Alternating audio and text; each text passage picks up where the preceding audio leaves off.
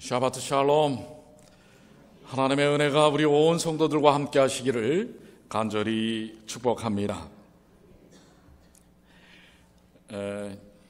여러분들은 그리움이라고 하는 말을 잘 아시죠? 그리움이 무엇입니까? 여기 그리움에 대한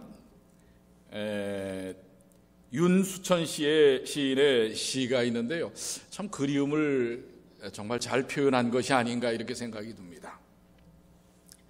짧은 시간을 길게 만드는 그리움이라는 제목인데요, 내 마음속에 그리움을 살짝 꺼내서 길게 늘어뜨리면 어디까지 가 닿을까? 은하수에라도 가 닿으면 작은 배를 띄우고 목청껏 사랑의 노래를 부르고 싶어. 한 사람의 생애는 가슴 떨리는 그리움의 길이만큼 행복하다고 하는데, 짧은 시간 속에서 만드는 우리의 그리움으로 얻을 수 있는 영원한 생애, 내 마음속에 숨어있는 그리움의 길이는 도대체 어느 만큼일까? 한 사람의 생애는 가슴 떨리는 그리움의 길이만큼 행복하다고 하는데, 자, 여러분들의 그 그리움이 여기 마지막 절에 있는 것처럼 가슴 떨리는 그리움의 길이만큼 행복하다.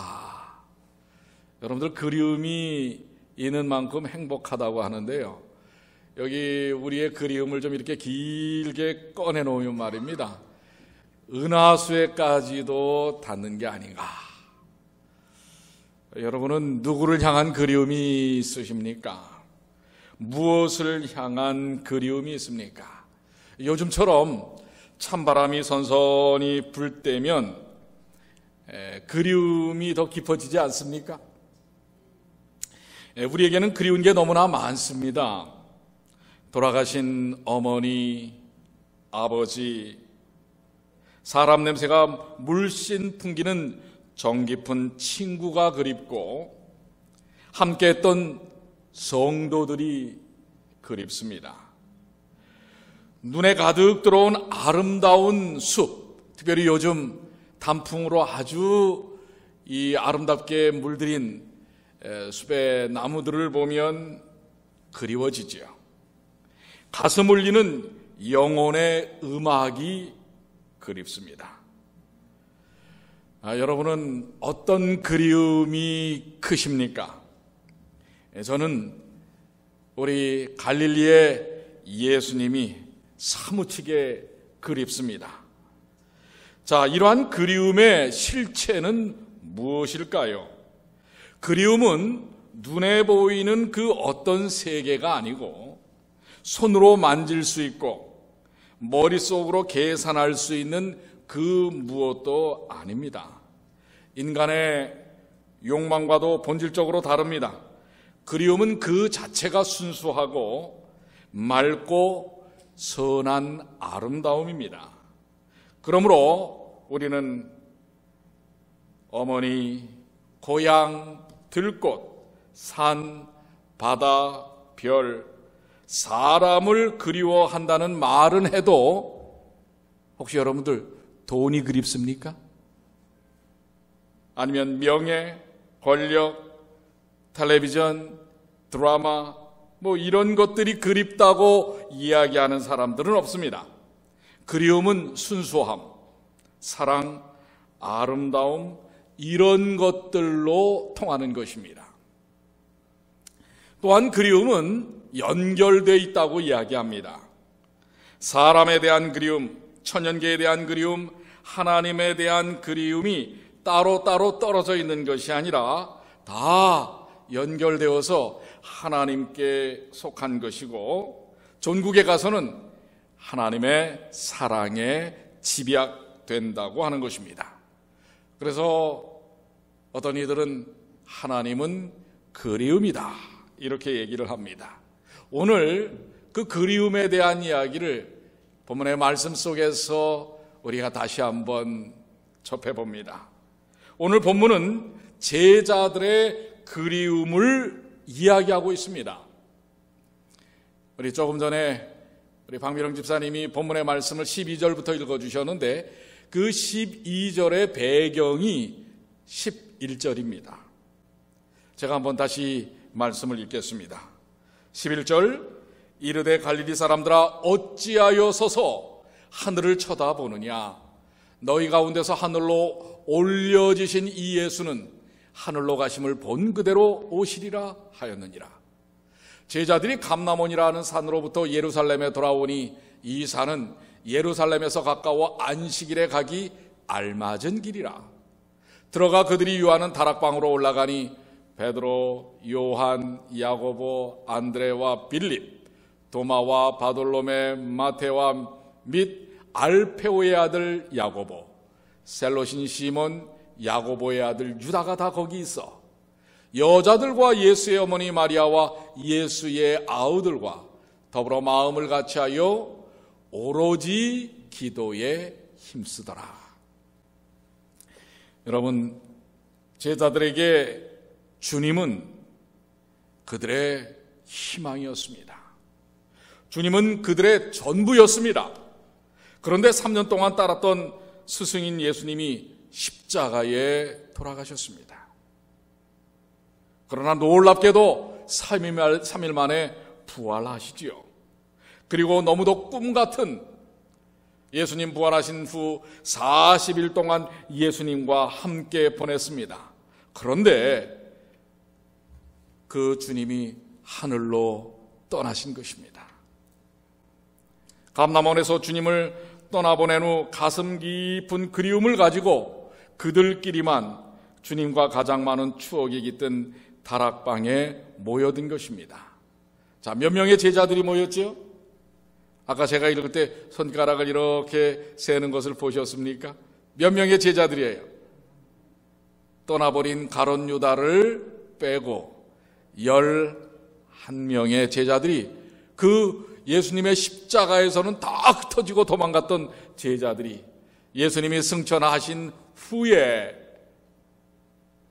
저 공항에서 가족을 멀리 떠내보낸 후에 쓸쓸하게 되돌아서는 가족들처럼 그들은 이제 집에 모여서 방금 떠나보냈지만은 떠나보낸 그 가족에 대한 그리움을 안고 서로 이야기를 나누듯이 이 11명의 제자들은 정말 꿈같은 40일간의 주님과의 동행을 마치고 하늘로 올리우신 예수님을 떠나보낸 그 순간부터 그리움이 가득한 마음을 안고 지금 다락방에 모인 것입니다.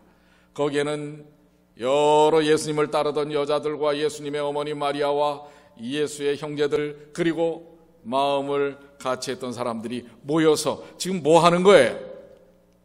그 그리움을 가슴에 담고 서로 기도하고 있는 것입니다. 제자들은 주님에 대한 그리움이 가득 찼습니다. 지난 3년 동안 주님과 함께 했던 사역들의 사건들이 그야말로 파노라마처럼 팍 지나가는 것입니다. 귀신을 쫓아냈던 기적 같은 일, 이러한 일도 이젠 어느덧 아련한 추억이 되었습니다. 5,000명을 기적같이 먹이시던 일도 이제는 꿈같은 일이었습니다. 그 수많았던 예수님과 함께했던 예루살렘에서 갈릴리로, 갈릴리에서 예루살렘으로 오고 가면서 함께 나누었던 그 귀하신 하늘의 복음에 대한 이야기, 그리고 수많은 사람들을 그들의 억압 속에서, 삶의 무거운 짐 속에서 해방시켜 주시는 예수님의 그 모습들이 이제는 뭐예요? 추억의 한 장에 이제는 기록되고 그 장이 넘어가고 있는 것입니다. 기도 속에서 그들은 예수님과에 대한 추억을 이야기하며 기도를 통해 그리운 주님을 만나고 대화하기를 원한 것입니다. 기도만이, 그리고 다시 오리라는 천사의 목소리가 그들의 그리움을 달래주는 것입니다. 천사들이 뭐라고 얘기했어요? 어찌하여 서서 하늘을 쳐다보느냐? 너희 가운데서 하늘로 올리우신 이 예수는 하늘로 가심을 본 그대로 오시리라는 약속 때문에 예수님의 오심을 그리워하는 그리움은 더 커지는 것입니다. 그들의 그리운 마음은 이미 다윗 왕을 통해서 그들에게 전달되었을 것입니다. 시편 63편에는 다윗 왕이 하나님을 애절하게 그리는 그리움의 글이 담겨져 있습니다. 시편 63편 1절 우리 한번 다 같이 읽어볼까요? 하나님이여, 시작. 하나님이여, 주는 나의 하나님이시라. 내가 간절히 주를 찾되 물이 없고 마르고 곰핏반 땅에서 내 영혼이 주를 갈망하며 내 육체가 주를 앙모하나이다. 그렇습니다. 이 다윗 왕은 쫓겨다니는 삶 속에서도, 죽음의 목전에서도 그를 인도하시는 하나님에 대한 그리움으로 가득 채워, 심지어는 6절에 보면은 잠자리에 들어서도 당신 생각, 밤을 새워가며 하나님만을 생각합니다 라고 그리워하고 있음을 볼 수가 있습니다. 하나님을 그리워하는 다윗의 정말 절절한 그리움의 심경이 시편 63편에 담겨져 있는 것입니다. 우리는 하나님을 그리워하는 마음으로 살아갑니다. 그렇습니까? 여러분들도 하나님을 그리워하십니까? 우리 예수님을 그리워하십니까? 이제 하늘로 올리우신 예수님을 환송하고 돌아서면서부터 벌써 예수님 보고 싶은 제자들의 마음처럼 여러분의 마음 가득 예수님을 향한 그리움이 있으시지요? 제가 강조를 하니까 아멘 하시는 것 같아요. 정말 그립지 않습니까? 예. 우리는 하나님을 그리워하고 예수님을 그리워하는 마음으로 삽니다. 우리가 하나님을 사무치게 그리워하지 않는다면 우리는 하나님을 만날 수 없을 뿐만 아니라 하나님을 믿는다 할 수도 없기 때문에 그렇습니다. 여러분들, 그리움은 사랑에 기인합니다. 사랑하지 않으면 그립지도 않아요. 관심도 없어요. 그러나 여러분들, 사랑 속에는 그리움이 앞서게 된다고 하는 것입니다. 골방에 앉아 두 손을 모으고 하나님을 그리는 것이 기도요, 거리에서 하나님의 사랑을 그리며 그 사랑 나눔을 실천하는 것이 그리워하는 사람들의 삶인 것입니다. 하나님을 그리워하는 것이 우리 신앙의 힘이요, 믿음이요, 은혜인 것입니다. 우리가 하나님을 그리워하는 것이 바로 우리 삶의 양식이요, 힘이요, 원천인 것입니다. 하나님에 대한 그리움이 우리를 살리고 우리를 새롭게 변화시키며 우리를 아름답게 만들며 우리를 구원으로 인도하는 것입니다. 우리가 처음 사랑을 회복하려면 어떻게 해야 할까요?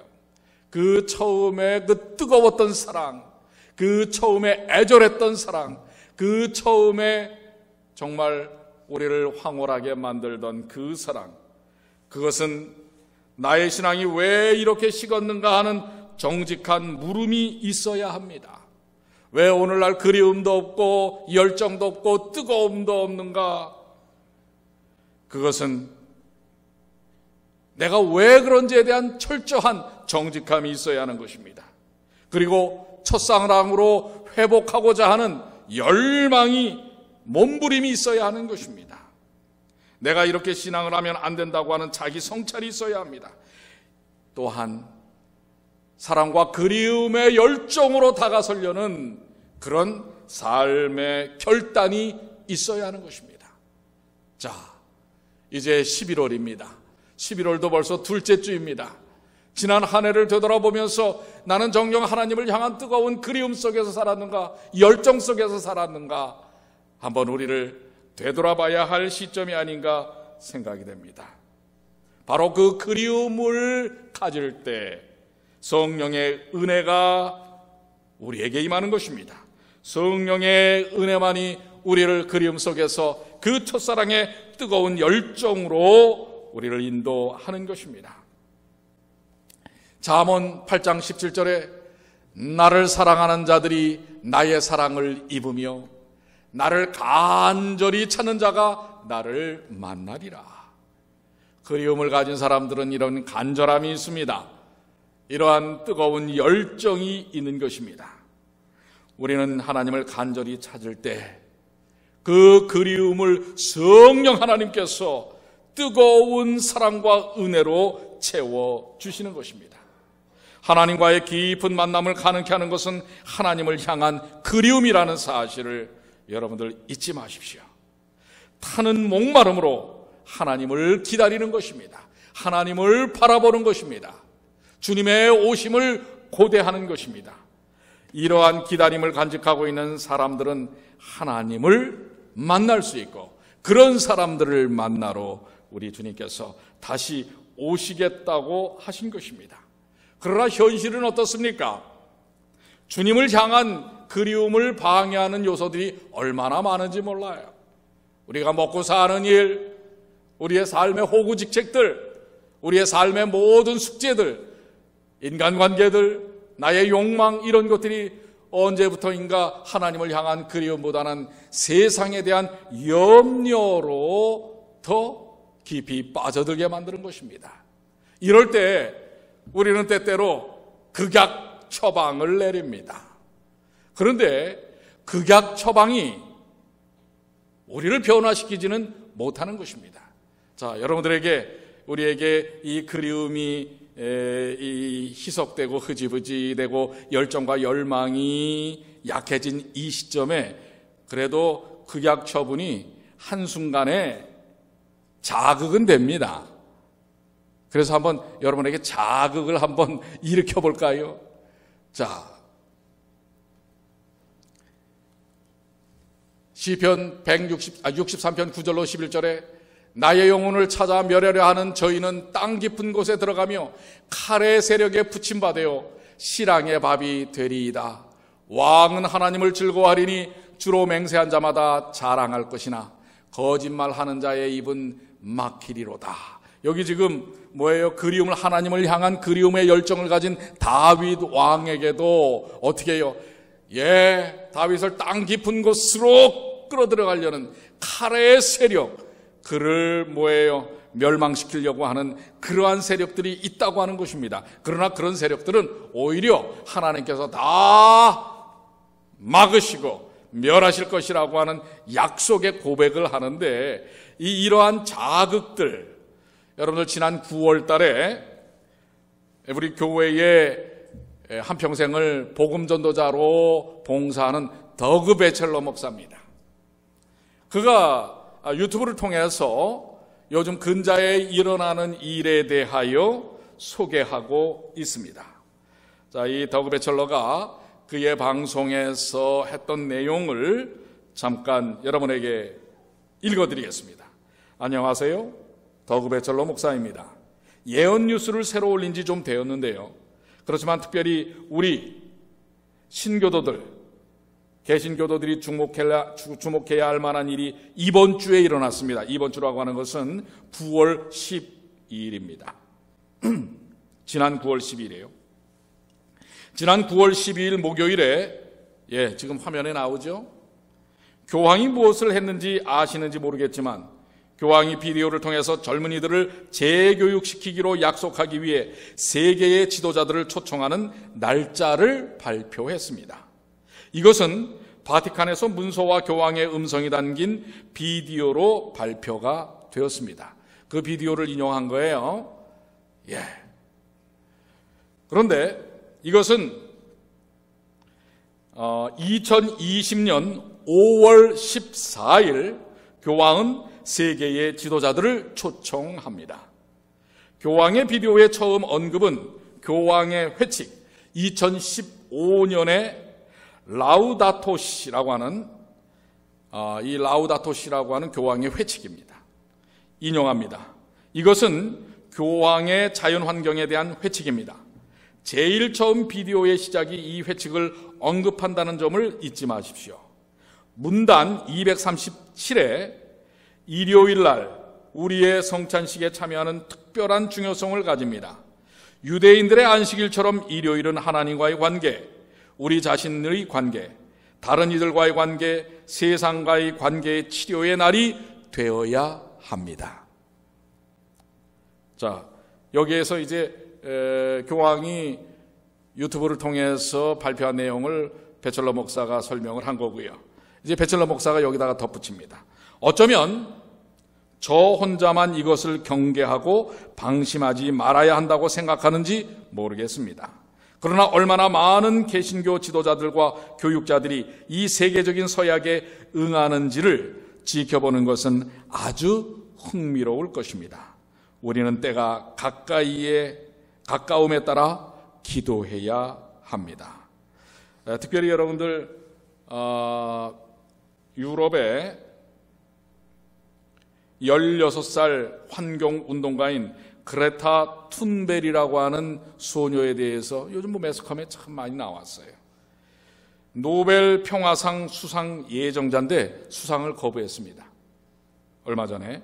그리고 9월 23일 바로 우리 건너편, 강 건너편에 유엔에서 연설을 합니다.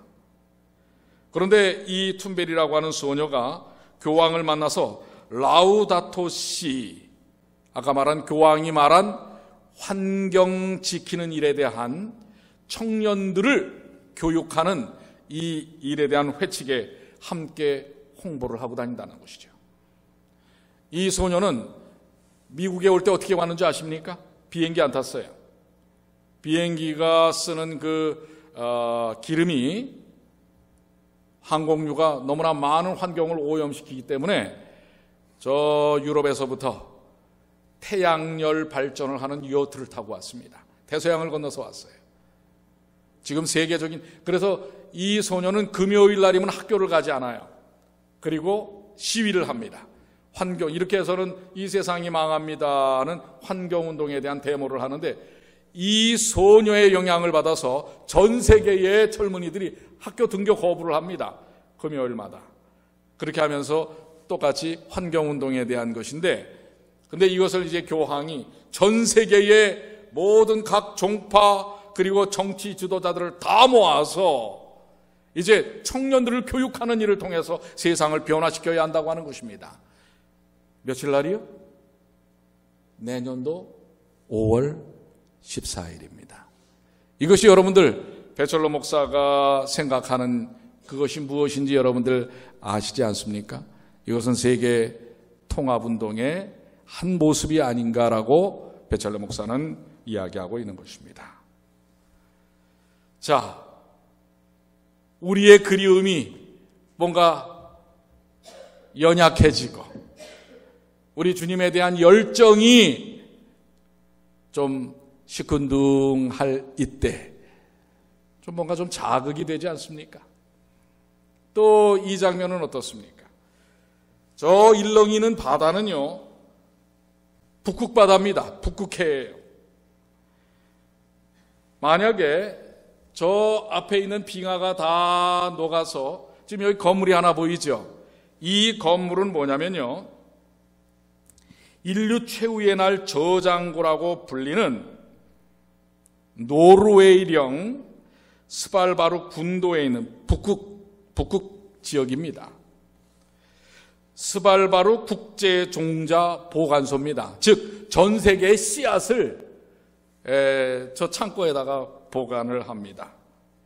그런데 지난달 19일 날 인류 최후의 날 저장고로 불리는 여기에 이제 또 곡식을 이렇게 저장하는 것입니다.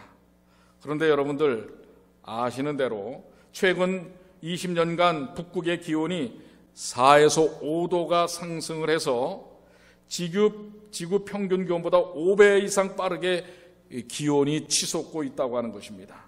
그 여파로 인류 최후의 씨앗이 언 땅에 묻혀있는 스발바르에도 고스란히 전달되어서 이 해수면보다 130m 높은 산허리에 차지한 바로 이 입구에 지난해 8월에 여러분들 세상을 떠난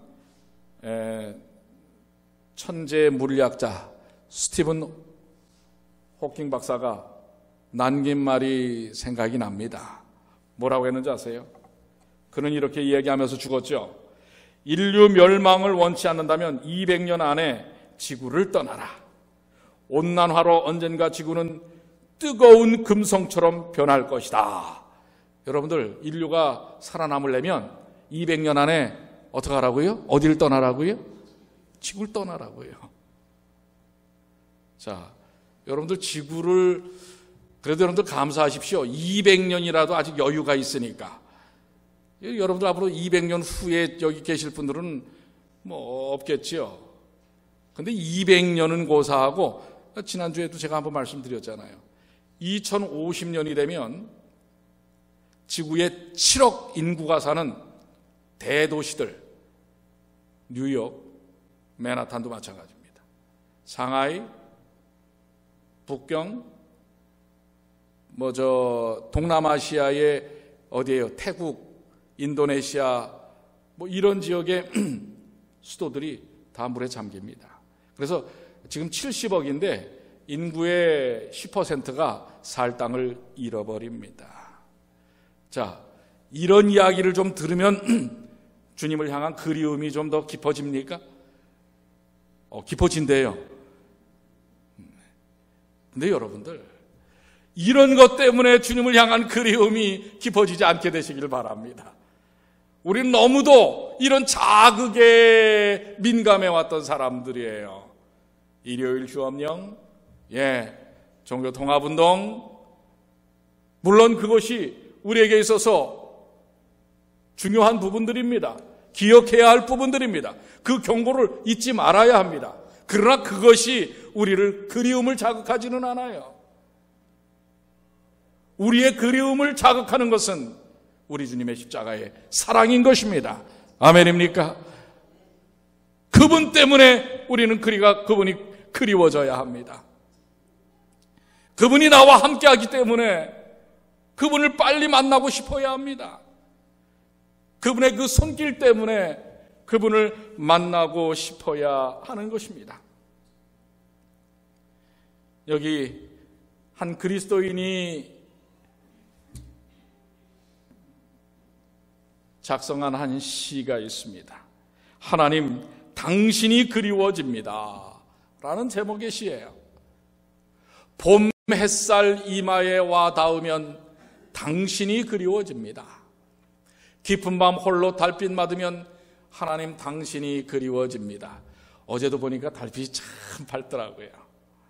오늘처럼 여러분들 한번 달빛을 보시면서 좀 하나님을 그리워하시게 되길 바랍니다. 내가 하나님을 그리워하는 건 하나님이 나를 그리워하시기 때문입니다. 내가 하나님을 하루 종일 그리워하면 하나님은 영원토록 나를 그리워하십니다.